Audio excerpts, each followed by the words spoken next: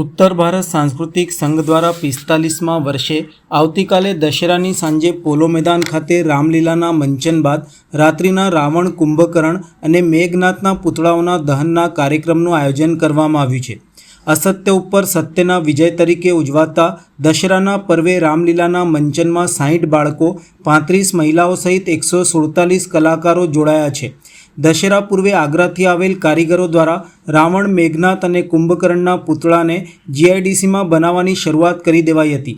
આજે તે પૂતળા જીઆઈડીસીથી ટ્રેલરમાં પોલો ગ્રાઉન્ડ લવાયા હતા, જ્યાં નિષ્ણાંતોની ઉપસ્થિતિ વચ્ચે ત્રણેય પૂતળા ઊભા કરવામાં આવ્યા હતા. આજે દશેરા પૂર્વે પોલો મેદાન ખાતે ફાઇનલ પ્રેક્ટિસ રામલીલાની પણ થનાર છે. આવતીકાલે 6 થી 9 વાગ્યાના રામલીલાના મંચન બાદ રાત્રિના રાવણ, કુંભકર્ણ અને મેઘનાથના પૂતળાઓનું દહન કરવામાં આવશે.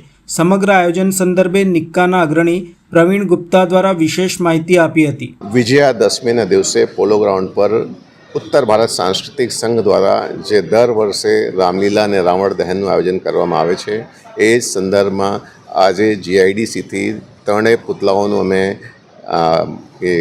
ક્રેન અને ટ્રેલરની માધ્યમથી ત્યાં શિફ્ટ કરીએ છીએ. ત્યાં 2-2.5 કલાકમાં એ પૂતળાઓ ઊભા થઈ જશે અને રામલીલાનું જે રિહર્સલ છે, ફાઇનલ રિહર્સલ આજે પોલો ગ્રાઉન્ડ પર કરવામાં આવશે અને કાલે 6 વાગ્યાથી 9 વાગ્યા સુધી રામલીલા અને ત્રણેય પૂતળાઓનું દહન કરવામાં આવશે. પૂતળાઓને લઈને ખાસ તો જે આપણે ઇન્દ્ર દેવતાને જે પ્રાર્થના કરતા હતા કે બારિશ ન થાય, તો આજના દિવસે તો સૂર્ય દેવતા વિરાજમાન છે. ઉમ્મીદ કરીએ છીએ કે બારિશ ન આવે, છતાંય અમે કોશિશ કરીએ છીએ કે પૂતળાઓ સુરક્ષિત રહે.